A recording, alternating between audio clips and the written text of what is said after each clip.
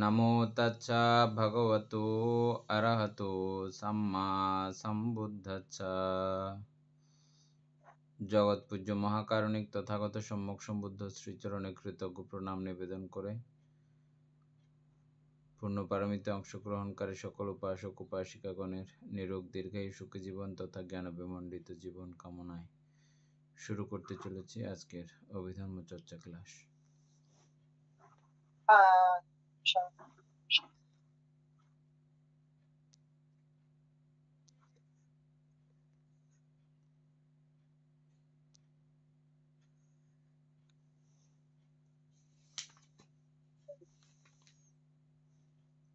বিশুদ্ধ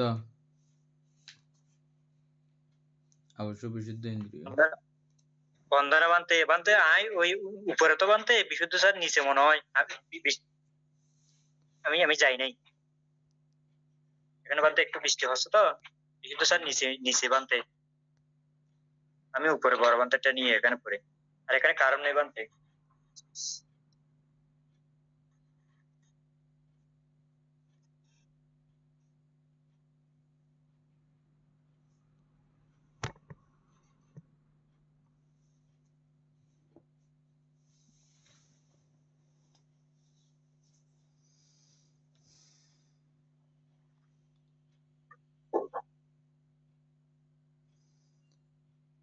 পঞ্চদ্বারাবর্তন চিত্ত আর সম্প্রতি চিত্ত দুইটি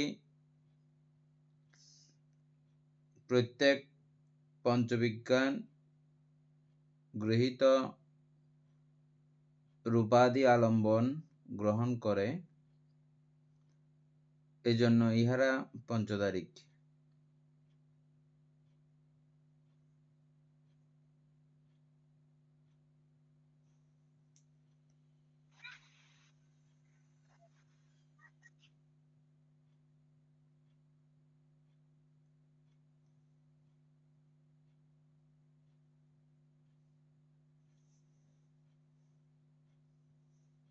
অমিতাভ বড়, এটা কালকে বুঝছিলেন?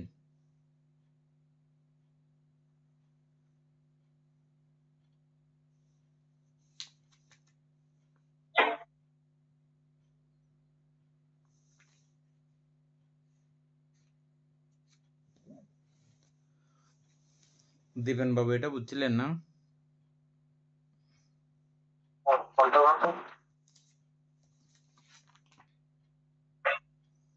পঞ্চদ্বারাবর্তন চিত্ত এবং সম্প্রতীচ্য চিত্ত দুইটা, এগুলো পঞ্চদ্বারেই উৎপন্ন হতে পারে।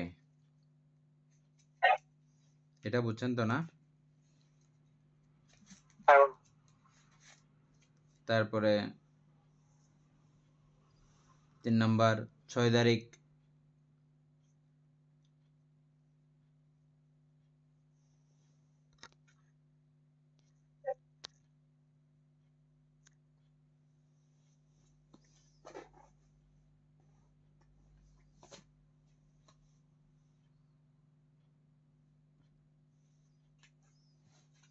সমনুষ্য সহগত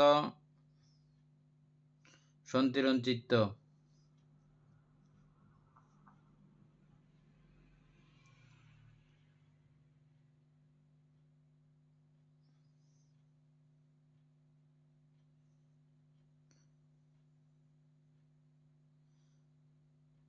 সমনুষ্য সহগত সন্তিরণ চিত্ত চিনেন দীপন বাবু?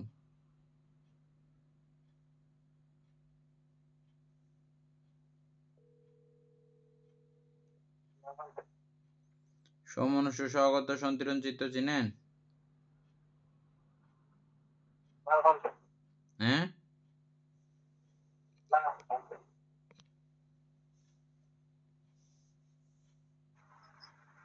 বান্তা সমনুষ্য সহগত সন্তুলন চিত্ত ওই কুশলের একটা, এটা আর কি বান্তা অহেতুকের মধ্যে কুশলের এটা সমনুষ্য সহগত সন্তুলন চিত্ত একটা। তারপর ব্যবস্থাপন 29 কামবছর যবন।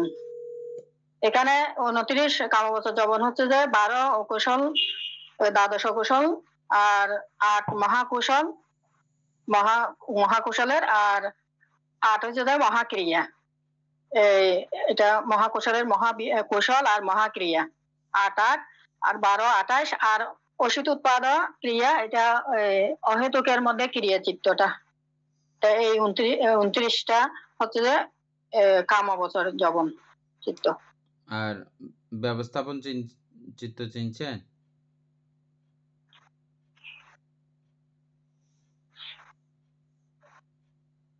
এক ব্যবস্থাপন চিত্তটা হবে যে বান্তে ওই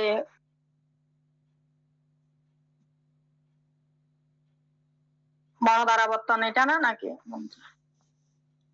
একটা ব্যবস্থাপন চিত্ত সন্তিরণ চিত্তের পরবর্তী। সন্তিরণের আচ্ছা, পরে সন্তিরণ চিত্ত, ব্যবস্থাপন আছে না? হ্যাঁ হ্যাঁ হ্যাঁ বান্তা। এই ব্যবস্থাপন একটা 6 তারিখ এবং 29 প্রকার কামবচর যবন। 29 প্রকার কামবচর যবন হচ্ছে যে 12 অকুশল, 8 মহাকুশল, 8 মহাক্রিয়া এগুলো। তারপরে 1 মহর্ষিত উৎপাদ ক্রিয়া। এই 31 চিত্ত 6 দ্বারে উৎপন্ন হয়। এগুলো সবগুলো আপনারা চিনেন, ঠিক আছে? এটা 6 দ্বারা দিয়ে উৎপন্ন হয়। হতে পারে কি?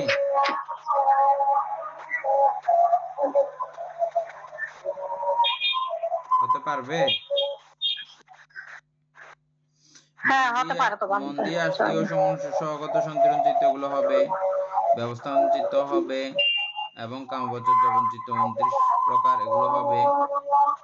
তারপরে মহর্ষিত উৎপাদ ক্রিয়া চিত্ত, এটাও এই 6 দ্বার দিয়েই হতে পারে। তারপরে 4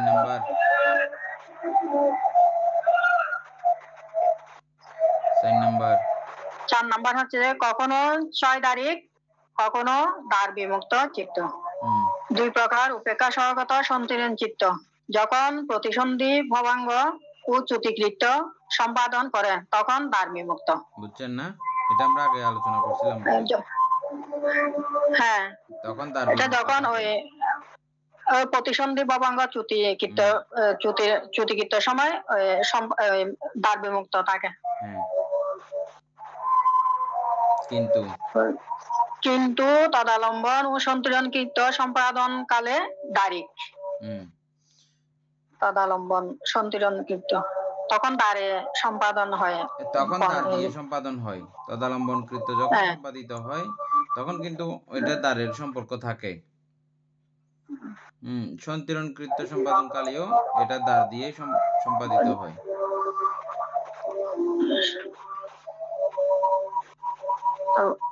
অষ্টম মহাবিপাক চিত্ত প্রতিসন্ধি ভবাঙ্গ ও চ্যুতিকৃত্য সম্পাদন কালে দ্বার বিমুক্ত। অষ্টম মহাবিপাক চিত্ত গুলো ওই প্রতিসন্ধি ভবাঙ্গ এবং চ্যুতিকৃত্যের সময় দ্বার বিমুক্ত থাকে।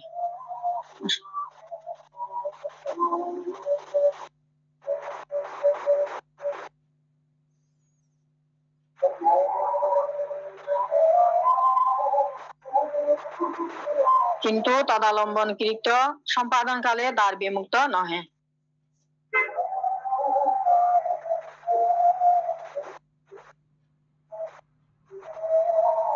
এখানে বানতে এর আগে দিছে কিন্তু তদালম্বন ও সন্তুলন কিন্তু সম্পাদন কালে দ্বারে, এখানে দিছে যাবার নিচে কিন্তু তদালম্বনকৃত সম্পাদন কালে দ্বার বিমুক্ত নহে। দ্বার বিমুক্ত একই কথা আর কি। দ্বারিক আর কি, মানে দ্বার বিমুক্ত নয়, দ্বার দিয়ে হ্যাঁ একই কথা। তদালম্বনকৃত সম্পাদন কালে অর্থ এই যে যখন তদালম্বন স্থানে চিত্ত উৎপন্ন হয়। ঠিক আছে, বিশুদ্ধ 5 থেকে আলোচনা করো। নিয়ত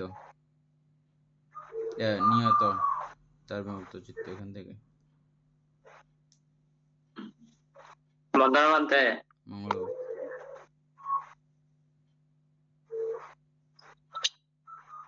নিয়ত দ্বার বিমুক্ত চিত্ত 5 প্রকার রূপাবচর চিত্ত এবং 4 প্রকার রূপাবচর বিপাক।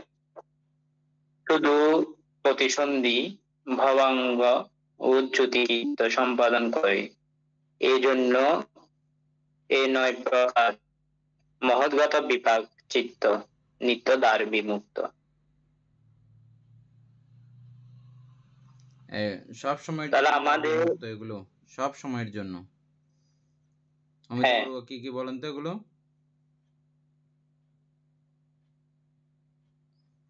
এটা হচ্ছে বান্তে 5 প্রকার উপবছর বিভাগ চিত্ত গুলো, হ্যাঁ। বিভাগ চিত্ত 5 প্রকার এগুলো, আর অরূপবছরের 4, মোট 9।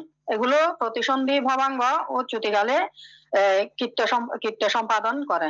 এই জন্য এই 9 প্রকার হচ্ছে যে এগুলো মহৎগত বিভাগ চিত্ত, সব সময় এটা দ্বার বিমুক্ত থাকে।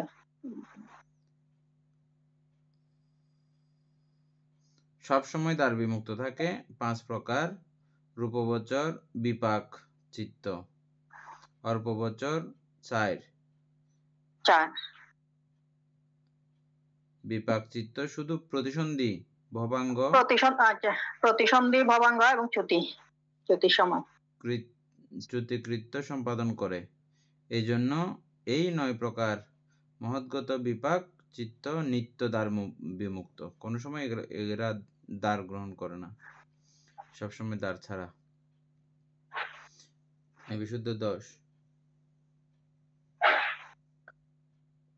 আলম্বন কথা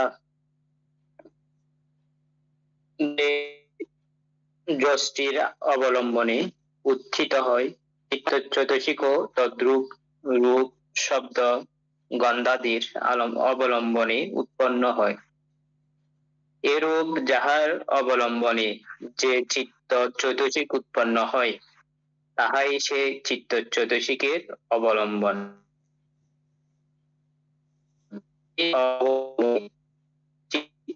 যেন ঝুলিতে থাকে তাই নাম আলম্বন। ইহাতে রমিত হয় বলিয়া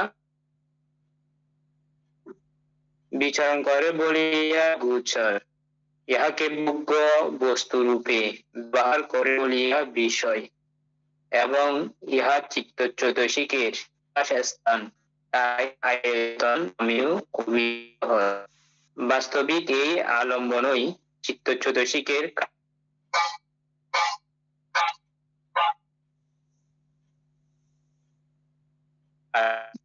গ্রহণ প্রতি চিত্তের ধারণার উপরই চিত্তের কুশল অকুশল নির্ভর করে। আলম্বন ব্যতীত চিত্ত চৈতসিকের অস্তিত্ব নাই, এবং চিত্ত চৈতসিক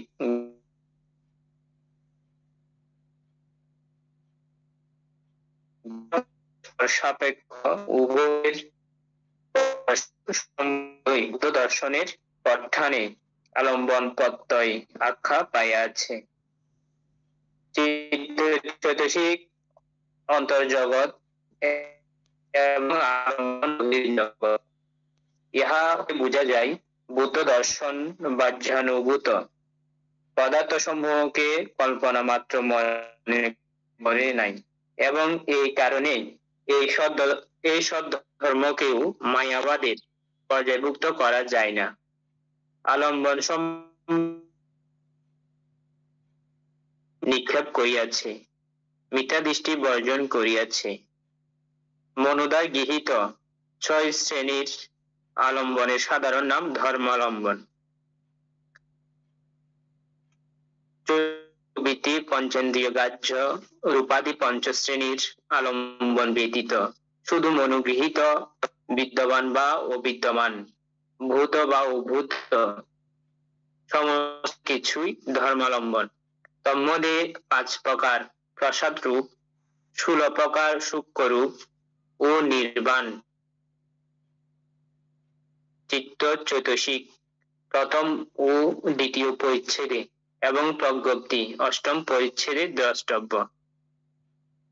বিধিমুক্ত চিত্তের আলম্বন মরণোন্মুখ সত্যের মরণকালে কর্মবলে 6 দ্বারের যে কোনো এক ধারে উপস্থিত হয়। সে দেখিতে পায় যেন সেই উপসদ পালন করিতেছে, কিংবা ধর্ম দেশনা শ্রবণ করিতেছে, বা অন্যবিধ কুশল কর্ম বা অকুশল কর্ম করিতেছে।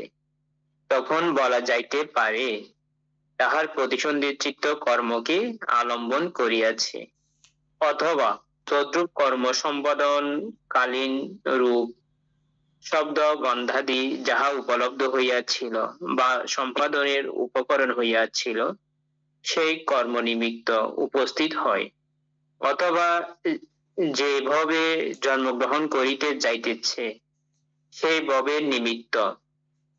দেবলোক হইলে উদ্যান, পুষ্পমাল্য, রথাদি, মনুষ্যলোক হইলে পিতৃ মাতৃ মূর্তি ইত্যাদি, অপায়গতি হইলে নরকাগ্নি প্রভৃতি উপস্থিত হয়।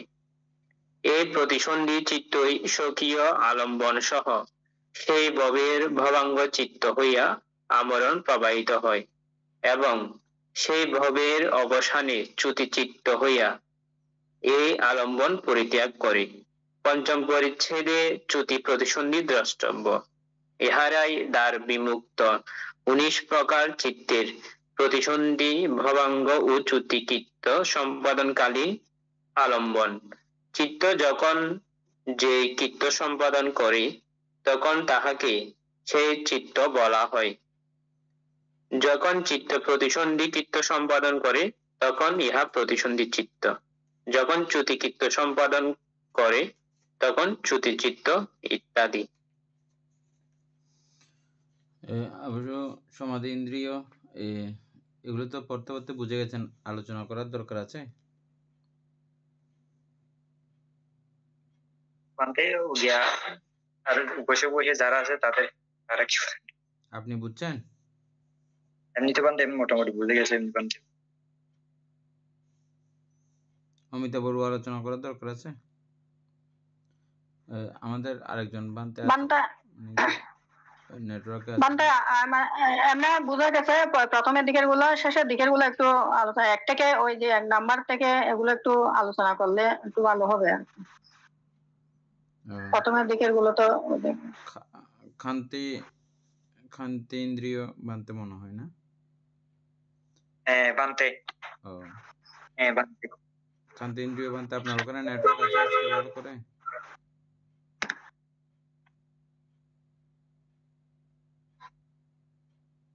মিউট খুলতে পারবেন? মোবাইলে মিউট খোলেন।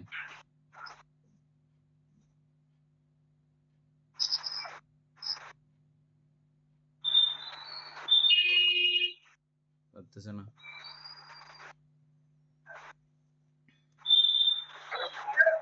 আচ্ছা, বিশুদ্ধ এক লাইন করে আলোচনা করে যাও।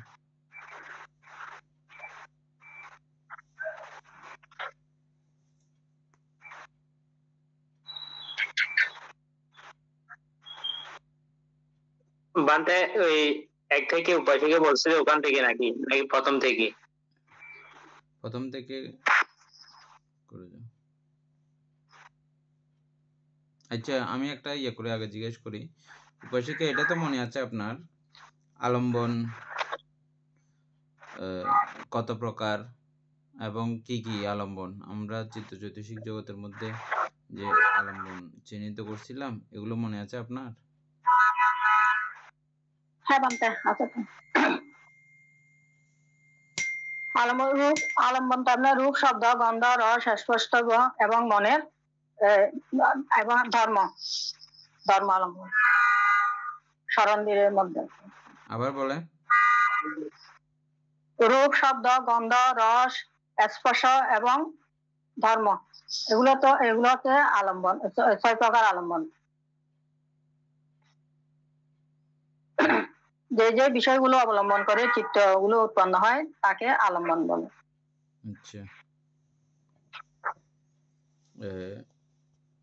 28 প্রকার রূপ এবং 89 প্রকার চিত্ত, 52 প্রকার চৈতসিক, প্রকৃতি এবং নির্বাণ, এগুলো সবগুলোই আলম্বন, সবগুলোই চিত্তের আলম্বন। আলম্বন ছাড়া জগতে কোনো কিছু নাই, চিত্তের আলম্বন হয় না এমন কোনো কিছু জগতেও নাই। এটা উপাসক পুতুল বাবু বুঝছেন কথাটা?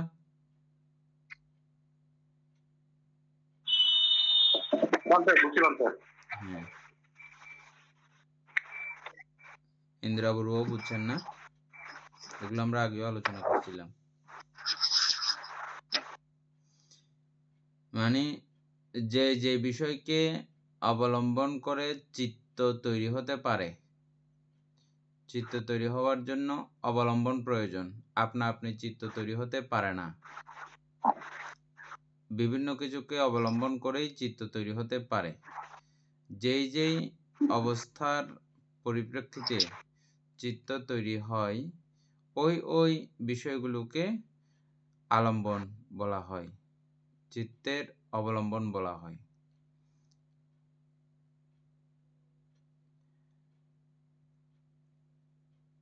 এখানে প্রথম উদাহরণ কথা আছে, দুর্বল ব্যক্তি যেমন যষ্টির অবলম্বনে উত্থিত হয়। বুড়া মানুষ, ওনারা এই লাঠির সাহায্য ছাড়া দাঁড়াইতে পারে না। কিছু কিছু মানুষ আছে এমনিও দাঁড়াইতে পারে লাঠি ছাড়াও, কিন্তু কিছু কিছু মানুষ আছে যে একেবারে বুড়া, কোনোভাবেও লাঠি ছাড়া দাঁড়ানো সম্ভব না। এরকম মানুষ আপনারা নিশ্চয়ই দেখেছেন। এগুলো এই জাতীয় মানুষ দাঁড়াতে যেমন লাঠির অবলম্বন অবশ্যম্বী, ঠিক চিত্ত দাঁড়াইতেও এই আলম্বন অবশ্যম্বী। চিত্তও এরকম ওই বৃদ্ধ একেবারে অচল মানুষের মতোই, চিত্তের কোনো ভূমিকা নাই, চিত্ত নামক কোনো শব্দও নাই যদি আলম্বন না থাকে। এই আলম্বনের কারণেই চিত্ত উৎপত্তি হয়। এটা প্রথম কথা, এটা বুঝতে হবে। এটা বুঝলে, এই কথাটা বুঝলে বুদ্ধের ধর্মদর্শন, বুদ্ধ যেটা বোঝানোর জন্য আমাদেরকে এতদূর নিয়ে আসছেন, এত কথা বলেছেন, এই বিষয়গুলো এই কথার মাধ্যমে বোঝা যায়। সবগুলো কার্যকারণে সৃষ্ট। এই আলম্বনকে ঘিরে, আলম্বনকে কেন্দ্র করেই এই চিত্তের উৎপত্তি। আর এই চিত্তের সমাহার, চিত্তের সমষ্টি, এটাকেই আমরা নাম বলে আখ্যায়িত করি, বা আত্মা বলে ভ্রম, যেটাকে কেন্দ্র করে হচ্ছে এটা। এবং এই রূপ অচল একটা অবস্থা, এটাকে পুরো পরিচালিত করতেছে এই নাম। তাহলে এই সূচনাগুলো যদি সুন্দর করে বোঝা যায়, আলম্বনটা যদি চিহ্নিত করা যায়, বুঝতে পারা যায়, তাহলে এটার মধ্য দিয়েও আপনারা পুরো বিষয়টা নামরূপ সম্পর্কে, নামরূপের অনবস্থান সম্পর্কে, নামরূপের অস্তিত্ব সম্পর্কে যথাযথ জানতে পারবেন এবং বুঝতে পারবেন। নামরূপের যে আসলে আলম্বন ছাড়া কোনো অস্তিত্বই নাই, এটা প্রত্যক্ষভূত হবে। তাহলে আলম্বনই যদি এরকম পুরো অস্তিত্বহীন একটা অবস্থা, আলম্বনগুলোও, আমরা এই আলম্বনগুলো ভালো করে বুঝবো, জানবো, এবং জেনে বুঝে দেখবো যে এই আলম্বনের কারণেই সমস্ত কিছুর সৃষ্ট। তো সুতরাং আলম্বনে যে জায়গায় জিরো, ওই জায়গাতে অন্য কিছু আর কোত্থেকে। সেভাবেই অন্তর্দৃষ্টি স্থাপন করে প্রত্যেকটা লাইন বুঝতে চেষ্টা করবেন। বিশুদ্ধ আমি কিভাবে আলোচনাটা করতে চাচ্ছি, বুঝতে পারছো না?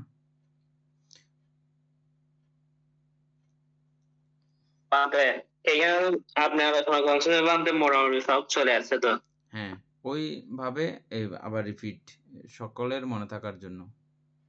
মানে আমি জাস্ট ওই মোটিভেই যেন এটা পুরো বিষয়টা চলতে থাকে, আলম্বনটা যেন ওইভাবেই যেন বুঝে, এমনি পড়ার জন্য শেখার জন্য ওটা না, মানে বিপাশানার কাজে যেন লাগাইতে পারে, সেভাবেই যেন এই আলম্বনের বিষয়টা, আমি এটা এইভাবেই আলোচনা করবো বলে আগে থেকে ঠিক করে রাখছিলাম। আরম্ভ করো। আচ্ছা, দুর্বল ব্যক্তি যেমন যষ্টির অবলম্বনে উত্থিত হয়, চিত্ত চতুর্থিক তদ্রূপ রূপ শব্দ গন্ধাদির অবলম্বনে উৎপন্ন হয়। তাহলে এই প্রথম লাইন। তাহলে বান্তে যেভাবে বলছে যে একজন দুর্বল ব্যক্তি, খুবই দুর্বল, অর্থাৎ বসলে উঠতে পারে না, আর উঠতে হলে তার অবশ্যই কোনো লাঠির সাহায্যের প্রয়োজন হয়। ওই অবস্থান থেকে যদি চিন্তা করি, আমাদের যে চিত্ত রয়েছে, চিত্ত তার কার্য সম্পন্ন বা তার কার্যক্রম চালানোর জন্য ওই দুর্বল ব্যক্তির মতোই অবশ্যই আলম্বনের প্রয়োজন হবে। আলম্বনে যদি না থাকে তাহলে ওই চিত্ত ওই অবস্থান থেকে আর উঠতে পারে না। যাকে নির্ভর করে সে তার কার্যগুলো সম্পাদন করবে, সেই যদি না থাকে তাহলে তো কার্যক্রম করা সম্ভব নয়। সেই জন্য ওই দুর্বল ব্যক্তির সাথে এই আলম্বনের তুলনাটা করা হয়েছে। এই দুর্বল ব্যক্তিটা হচ্ছে আমাদের চিত্ত, আর যেটা লাঠির কথা বলা হচ্ছে, যষ্টি অর্থাৎ লাঠি, এটা হচ্ছে আলম্বন। তাহলে আমার চিত্ত যদি ভাবাঙ্গ অবস্থায়ও থাকে, সে অবশ্যই ভাবাঙ্গ আলম্বনটা গ্রহণ করবে। তাহলে আলম্বন ছাড়া চিত্ত কোনো কাজই করতে পারে না। প্রথম লাইন দ্বারা এতটুকু বুঝেন। এরূপ যাহার অবলম্বনে যে চিত্ত চতুর্থিক উৎপন্ন হয়, তাহাই সেই চিত্ত চতুর্থিকের অবলম্বন। তাহলে ওই চিত্ত ওই অবস্থা থেকে তার কার্যক্রম গুলো চালানোর জন্য, উৎপন্ন হওয়ার জন্য যে বিষয়কে সে অবলম্বন করে, ওই কার্যক্রম গুলো চালনা করে চিত্ত উৎপত্তি হয়। এবং যাকে নির্ভর করে কিসের আবাদ হচ্ছে? বান্তে একটা প্রশ্ন আছে। হ্যাঁ বলেন। বান্তে গন্ধ দিয়ে একটা উদাহরণ দেওয়া যায় না? হ্যাঁ, আবার বলেন। গন্ধ দিয়ে বান্তে উদাহরণ দিলে ভালো হবে, বোঝা বান্তে। গন্ধ দিয়ে? গন্ধ দিয়ে একটা উদাহরণ।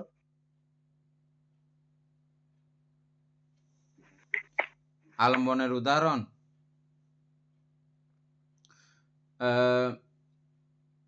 অর্থাৎ আমরা একটা বিষয় খুব খেয়াল করেছি, চিত্ত যখন ভবাঙ্গায়িত থাকে তখন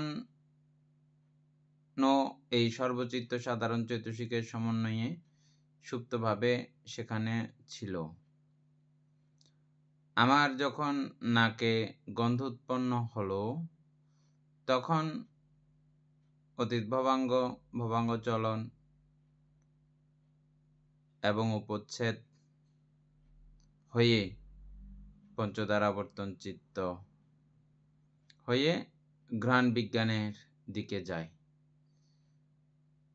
তাহলে এই গন্ধ না আসলে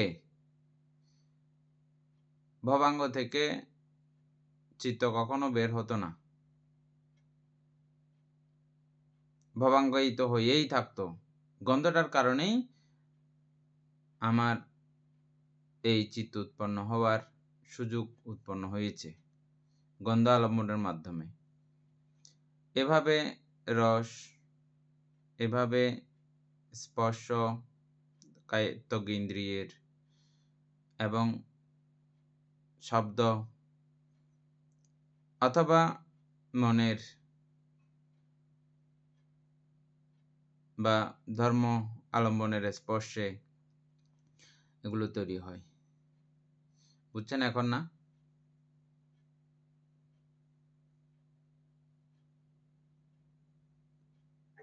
বান্তে বুঝে গেছে। ঠিক আছে, বিশুদ্ধ। তারপরে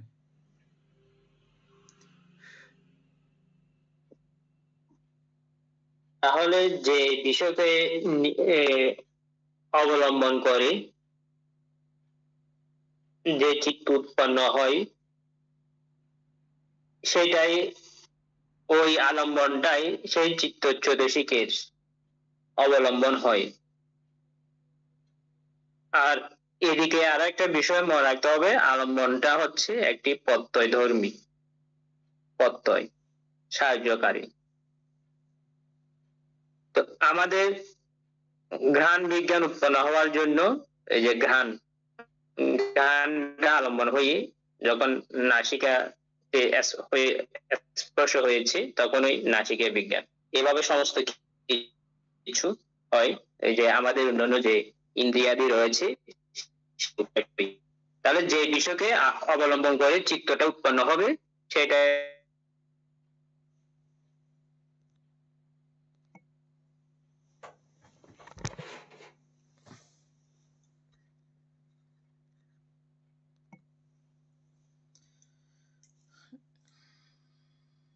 পুতুল বাবু, প্রত্যয়ধর্মী কথাটা বুঝছেন?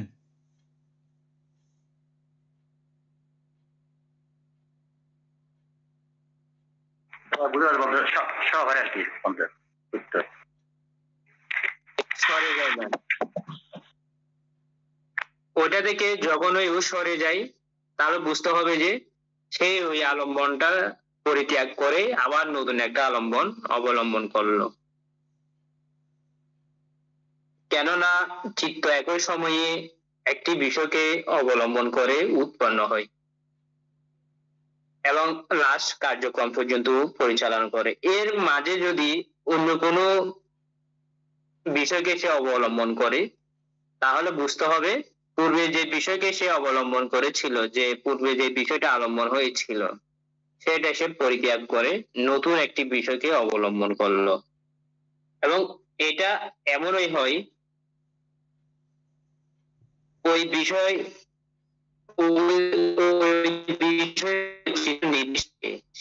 সেই জন্য ওকে বলা হচ্ছে আলম্বন, বা সেই বিষয়ে রমিত হয়।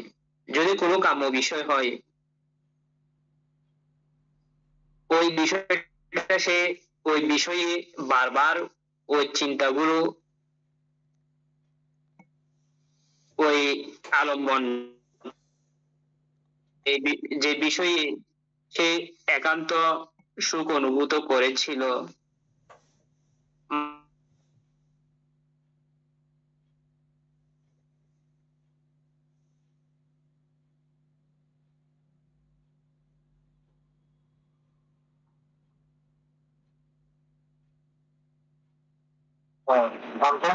হ্যাঁ, আমাদের চিত্তকে কখনো আলম্বন শূন্য অবস্থায় থাকে?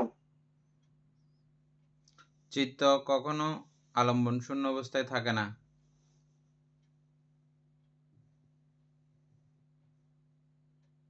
এটা কি বলতে অরহত বা সম্মত যারা আছে তাদের ক্ষেত্রে তো একই, মানে তাদের চিত্ত মানে কোন একটা আলম্বনে থাকে না। আবার যারা অরহত, যারা নির্বাণ লাভ করেছেন বা সম্মত যারা আছেন আর কি, তাদেরও তো চিত্ত কখনো মানে আলম্বন শূন্য থাকে না। যখন নির্বাণ প্রত্যক্ষ করেন, যেটাকে কেন্দ্র করে নির্বাণ প্রত্যক্ষ করেন, নির্বাণ দর্শন করেন, সেটাও নির্বাণ আলম্বন, সেটাকেও আমরা আলম্বন বলি। বুঝে গেছে? তো তাহলে চিত্ত কখনো আলম্বন শূন্য হতে পারে না। আর সোপাধিশেষ নির্বাণ যেদিন তিনি প্রত্যক্ষ করবেন সেদিন তো আর কোনো আলম্বন থাকে না নির্বাণের পরবর্তীতে। এমনি নির্বাণটা আলম্বন, ঠিক আছে, যতক্ষণ জীবিত আছেন ততক্ষণের জন্য নির্বাণও আলম্বন। একদম ফাইনালি যখন নির্বাণ হয়ে যায়, সোপাধিশেষ নির্বাণে উপনীত হন বা পরিনির্বাপিত হন, তখন আর কোনো আলম্বন আর থাকে না। এর আগ পর্যন্ত বানতে ওই যে অনুপাতি শেষ। অনুপাদি শেষ, সোপাদি শেষ না, অনুপাদি শেষ। অনুপাদি শেষ নির্বাণ প্রাপ্ত হইলে অর্থাৎ পরিনির্বাণের পর আর কোনো আলম্বন থাকে না, এর আগ পর্যন্ত আলম্বন ছাড়া থাকতে পারে না। এই উদাহরণটা ওই প্রথম যেটা, আলম্বন ছাড়া মানে চিত্তের কোনো অস্তিত্বও নাই, আলম্বন লাগবেই। দীপেন বাবু বুঝছেন না? হ্যাঁ বলতে বান্তে বিশুদ্ধ মাঝখানে কিছু কথা আসে নাই, নেট বন্ধ হয়ে গেছিল। আরেকটু বান্তে হ্যাঁ নেটওয়ার্ক সমস্যা করতেছে বানতে। বান্তে হুম যারা বান্তে নিরুৎ সমাপত্তি দিয়ে না বসে তাদের আলম্বনটা বলতে কিরকম হয় বান্তে? নিরুৎ সমাপত্তিতেও শুরুর দিকটা আলম্বন থাকলেও যখন নিরুৎ সমাপত্তিতে প্রবিষ্ট হয়ে যান তখন আলম্বন নাই, তখন তো কোনো কিছুই নাই, আলম্বন কোত্থেকে থাকবে?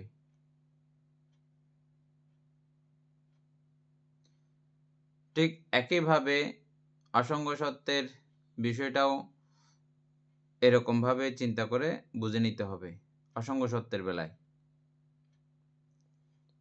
আর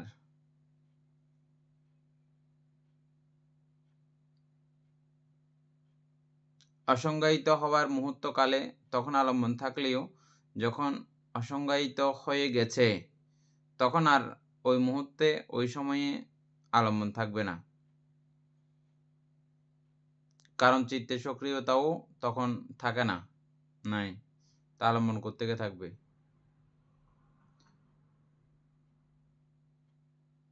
তখন চিত্ত নাই। তাহলে বান্তে চিত্তটা কি তখন শূন্য হয়ে যায়? হ্যাঁ,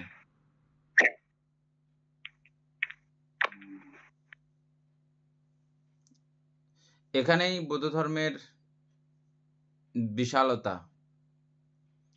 ওই অবস্থা থেকেও আবার পুনরায় চিত্ত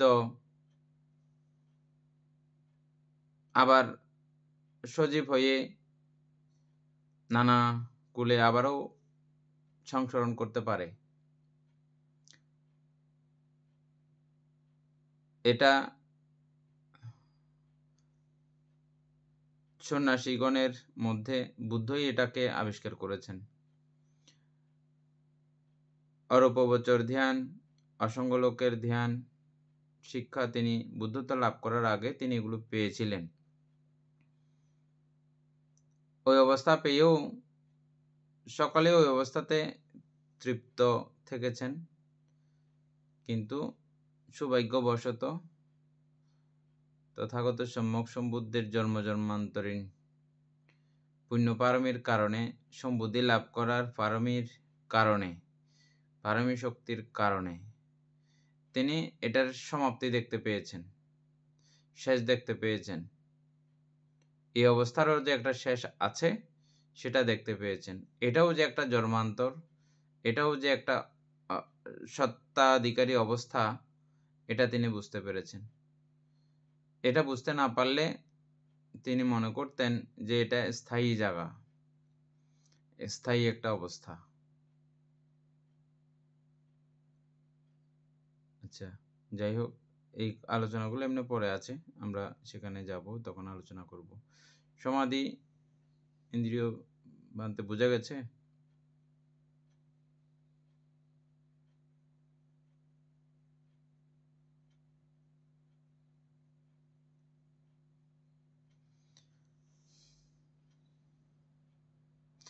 নিরুৎ শব্দটা আপনি চিনতে পারছেন?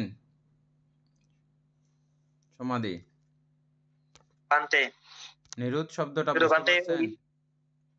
বান্তে শুধু টেম্পারেচার থাকবে যে বান্তে না, ওই দিবসে বান্তে ওই ওটা সুপারিশ আলাদা, পরে আর কোনো আলাদা টেম্পারেচারের বিষয়টা আলাদা, তখন বান্তে উনি চিত্ত নিরুৎ করেছেন। বান্তে তবে এই নিরুৎটা সাময়িক সময়ের জন্য, বান্তে শ্বাস প্রশ্বাসের নিরীত করে দেয়। যেমন অসঙ্গলোকেও চিত্ত নিরুৎ, ওই নিরুৎ আর এই নিরুৎ একই না, ওটা হচ্ছে যে সেন্সলেস অবস্থা, এটাও সেন্সলেস অবস্থা, তবে দুইটার মধ্যে ভিন্নতা রয়েছে।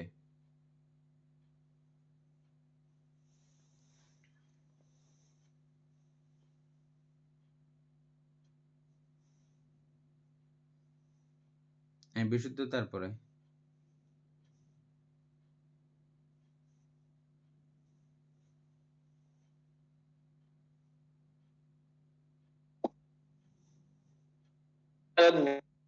বিচরণ করে বলিয়া গুচ্ছর। তাহলে কোথায় বিচরণ করে? আমাদের এই চিত্ত কোথায় বিচরণ করে? এই যে রূপালম্বনে বিচরণ করে, শব্দালম্বনে বিচরণ করে, গন্ধে বিচরণ করে, ঘ্রাণে বিচরণ করে, না রসে বিচরণ করে, কায়ে বিচরণ করে, এবং আমাদের যে ধর্ম রয়েছে সেই ধর্মালম্বনে বিচরণ ও বিচরণ করে বলে গুচ্ছর। এবং ইহাকে ভোগ্য বস্তু রূপে ব্যবহার করে ওই যে বিষয়গুলোতে সে বিচরণ করে, সেই বিষয়গুলো সেই ওই ও যে বুক করা বা ওকে যে আস্বাদন করার বিষয় রয়েছে, শব্দ উভয় তার মনোভূত হলো তার কর্ণসুখকর জনিত যে শব্দগুলো রয়েছে, কর্ণ বা সে শব্দকে সে বারবার বুক করার ইচ্ছায় সেই আলম্বনেই বারবার বিচরণ করার ইচ্ছা উৎপন্ন হয়। তদ্রূপ যে আমাদের যে অন্য ধারগুলো রয়েছে, যে ইন্দ্রিয়গুলো ও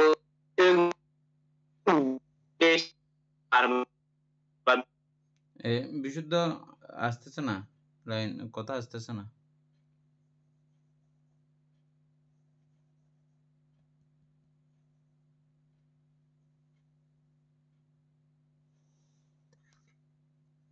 রূপায়তন, শব্দায়তন, গন্ধায়তন, জিহ্বায়তন, কায়ায়তন এবং মনোআয়তন, এই স্থানগুলোতে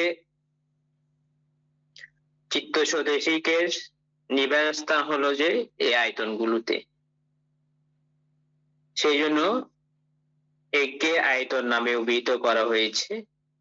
বাস্তবিক এই আলম্বনই চিত্ত স্বদেশিকের কার্যক্ষেত্র। হয়েছে, তাহলে এতটুকু থাকো, বিশুদ্ধ এতটুকু থাকো। মানতে এনি চিত্ত চৈতসিকের কার্যক্ষেত্র, এই জায়গাটা রিপিট আবার আলোচনা করো একদম প্রথম থেকে, যেটা বুঝছো এটা সুন্দর করে।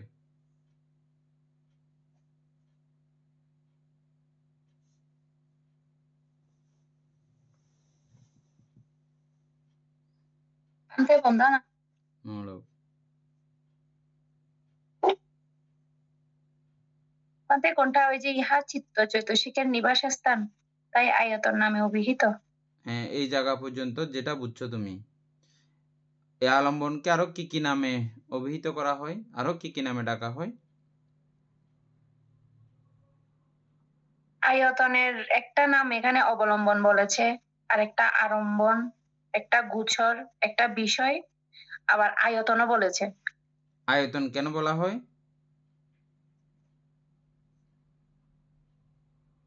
আয়তন কারণ এটা বলেছে যে চিত্ত চৈতসিকের কারণ নিবাস স্থান। চিত্ত এবং চৈতসিকের নিবাস স্থান। চিত্ত কাকে বলে আমরা চিনি, চৈতসিক কাকে বলে আমরা চিনি।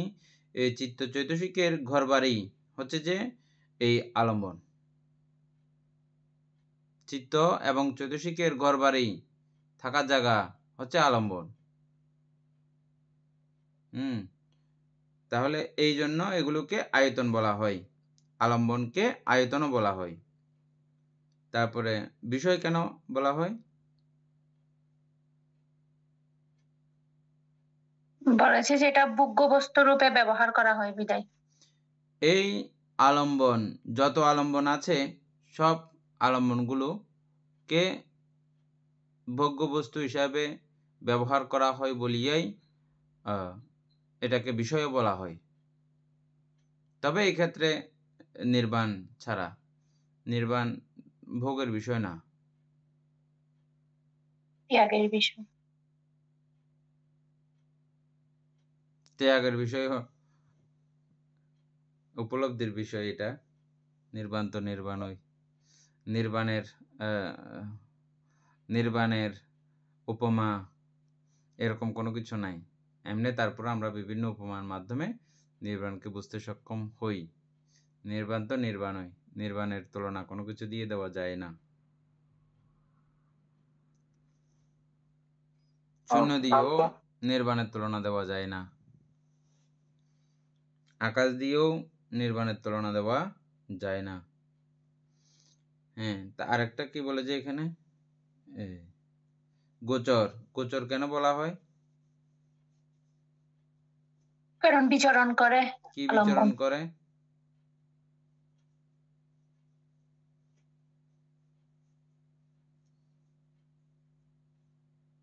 কি বিচরণ করে?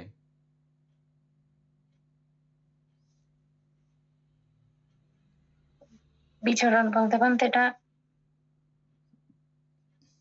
চিত্ত চৈতসিকের মধ্যে বিচরণ করে না, মানে সর্বত্র জায়গায় তো বিচরণ করে আলম্বন নাকি? চিত্ত বিচরণ করে, এই আলম্বনে চিত্ত বিচরণ করে বলিয়া গোচর। গোচর মানে ঘুরে বেড়ানো আর কি, চড়া আর কি, গরু চড়াইতে দিই না, গরুর বিচরণ ভূমি বলি না আমরা, গৌচরণ ভূমি বলি না, এটা গোচর। গোচরত্ব আমরা যেমন গোচর গ্রাম বলি, আমাদের ভিক্ষা আমরা যেখানে প্রতিদিন পিণ্ডাচরণ করি ওগুলোকে আমরা গোচর গ্রাম বলি, যেখানে বিচরণ করি আর কি এক কথায়। চিত্ত এই আলম্বনেই চিত্ত বিচরণ করে, সেজন্য গোচর।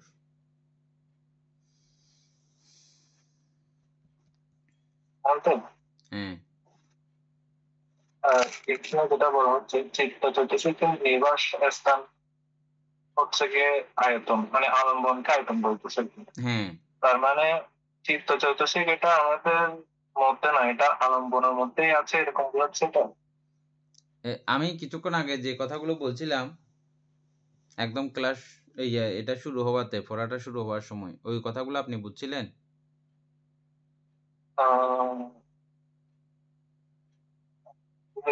আমি আবার বলছি কথাটা। আলম্বন ছাড়া, মনে করেন আলম্বন নাই, তাহলে পরিষ্কার কথা চিত্তও নাই। বুঝা গেছে? তে আলম্বনের কারণেই এই চিত্তের সৃষ্টি, তৈরি, উৎপত্তি, ওকে দেখা যায়, অনুভব করা যায়, উপলব্ধি করা যায়। আলম্বন না থাকলে কোনো কিছু নাইও। যেমন আমাদের পুতুলবাবু গন্ধের উদাহরণ দিলেন, গন্ধ এসছে বলেই ভবাঙ্গ থেকে উপচ্ছেদ হয়েছে, না হলে কিন্তু এই চিত্ত সৃষ্টির কার্যক্রম তৈরিও হতো না। ঘুরিয়ে ফিরিয়ে যেখানে চিত্ত অবস্থান করতেছে বা ভবাঙ্গায়িত হয়ে যেখানে আছে, সেটাও এই আলম্বনেরই তৈরি। এবং সর্বচিত্ত সাধারণ চৈতসিক বলতেছি, ওগুলোও আলম্বন। সর্বচিত্ত যেহেতু 52 প্রকার চৈতসিক, সবগুলোকে আমরা আলম্বন বলছি না, সেই দৃষ্টিকোণ থেকে সেগুলোও তো আলম্বন, আলম্বনেরই তৈরি সৃষ্টি। সুতরাং আলম্বন বিহনে, আলম্বন ছাড়া কোনো কিছুই নাই। সেই জন্য এই উদাহরণটা, প্রথমের যে উদাহরণটা ছিল সেটা।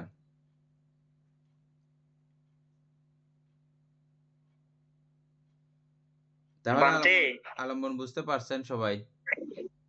হ্যাঁ বান্তে বলে এখানে বান্তে একটা বলছে বান্তে, ওই এহাকে ভোগ্য বস্তু রূপে ব্যবহার করিয়া বলিয়া বিষয়।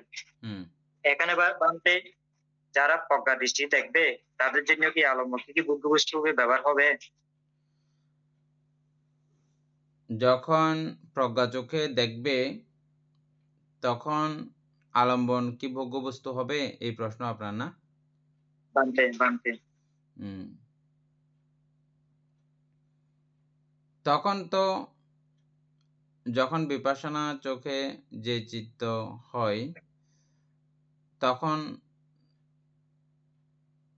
সেটা ভোগ্য বস্তু নয়। ঠিক আছে?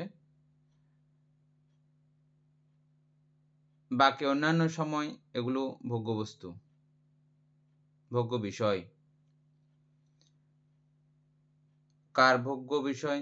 চিত্তের ভোগ্য বিষয়। চিত্ত এগুলোকে উপভোগ করে ও বেঁচে থাকতেছে। চেতনা আহার পড়ছি না আমরা? আহারের মধ্যে চেতনা আহার পড়ছিলাম না? এই যে চেতনা আহার, এই এখান থেকে এগুলো চেতনা আহার।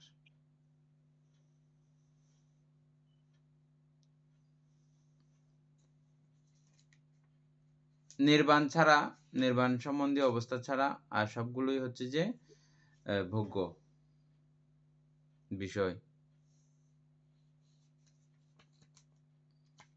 হ্যাঁ, সমাধি বুঝছেন?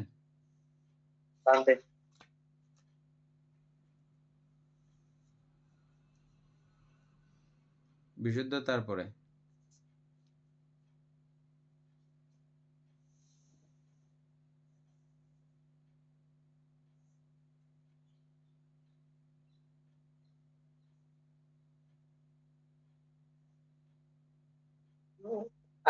আচ্ছা।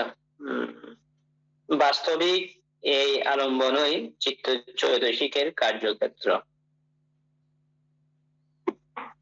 তাহলে এই আলম্বনই হচ্ছে যে চিত্তের জায়গা, যাকে নিয়ে চিত্ত কাজ করে। তো চিত্ত কাজ করে যে আলম্বন উৎপন্ন হলো যে সময়ে, সেই বিষয়কে নিয়ে চিত্ত কাজ করে। এই আলম্বন গুলোই হচ্ছে চিত্ত চৈতসিকের কার্যক্ষেত্র। এবং এই আলম্বন নির্বাচন, গ্রহণ ও তৎপ্রতি চিত্তের ধারণার উপরই চিত্তের কুশল কুশল নির্ভর করে। তাহলে চিত্ত যে সময়ে যে বিষয়কে নিয়ে, যে আলম্বনকে নিয়ে কাজ করতেছে, সেই সময়ে ওই আলম্বনের প্রতি চিত্তের ধারণা, ওইটা পূর্বকৃত ধারণাও হতে পারে বা বর্তমান কালেও হতে পারে। এবং ওই আলম্বনকে নির্বাচন করা, গ্রহণ করা, এর উপরই এটা কি কুশল হবে না অকুশল হবে, এটা নির্ভর করে ওই আলম্বনের প্রতি, ওই আলম্বনের প্রতি চিত্তের যে গ্রহণ, যে নির্বাচন বা যে ধারণা, যে উপলব্ধি পূর্বে ছিল, এটার উপর নির্ভর করে আমাদের এই কুশল অকুশল গুলো হচ্ছে আলম্বনের উপর।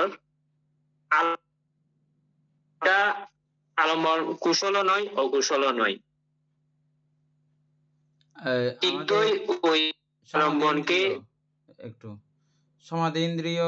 আপনি যে কথাটা বলছেন, যে প্রশ্নটা করেছেন কিছুক্ষণ আগে, এই জায়গাটা আপনি বুঝলে আপনার জায়গাটা পুরো ক্লিয়ার। এখানে ক্লিয়ার হয়েছে, এখানে একদম পরিষ্কার। এইটা ভালো করে বুঝলে এই জায়গাটা বিশুদ্ধ। হ্যাঁ, তাহলে ওই ওই আলম্বনটা কুশলও নয় অকুশলও নয়। যে আলম্বনটা আসলো, ওটা গন্ধ হতে পারে, শব্দ হতে পারে, রূপ হতে পারে, বা রস হতে পারে, বা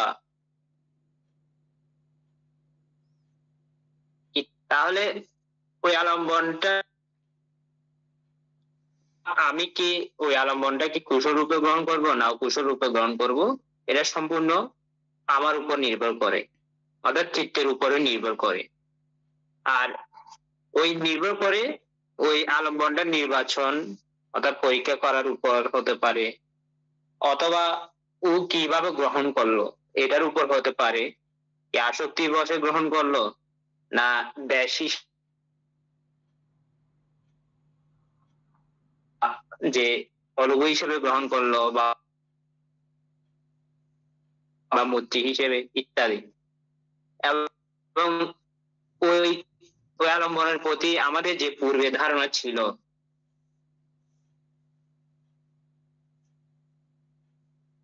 ওটা কুশল বা অকুশল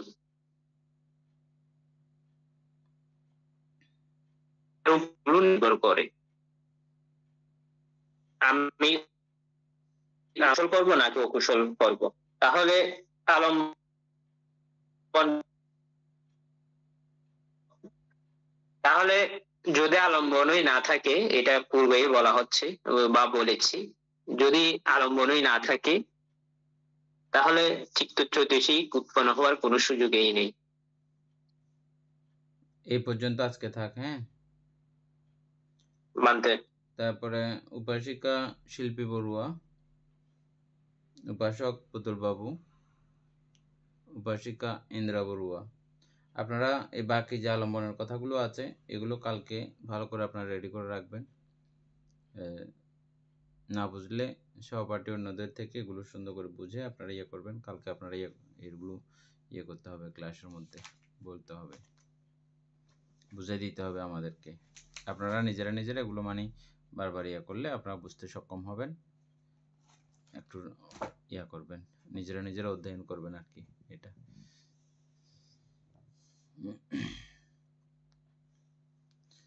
সদ্ধর্ম প্রাণ প্রিয় উপাসক উপাসিকা বৃন্দ, আমাদের সঙ্গে যুক্ত রয়েছেন আমাদের খান্তেন্দ্রীয় ভান্তে মহোদয় এবং সমাধীন্দ্রীয় ভিক্ষু এবং বিশুদ্ধচার ভিক্ষু।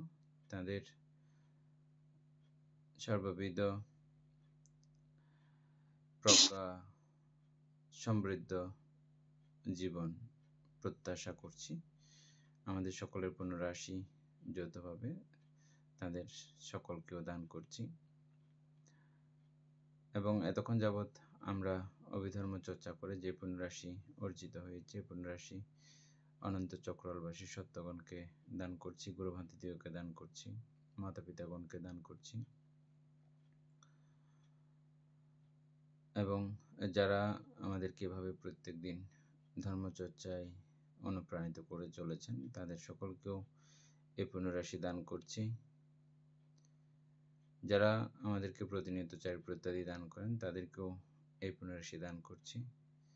এই পুণ্যের কাছে আমরা প্রত্যেকে প্রার্থনা করব নির্বাণ লাভ অবধি অসৎ ব্যক্তি মূর্খ ব্যক্তি পাপ মিত্রের সংসর্গ লাভ না করে সদা সর্বদা জ্ঞানদর্শী কল্যাণ মিত্রের সান্নিধ্য সংসর্গ লাভ করতে সক্ষম হই, এরূপ সাধু কামনা পোষণ করে আজকের মতো ক্লাস এখানেই সমাপ্ত করছি।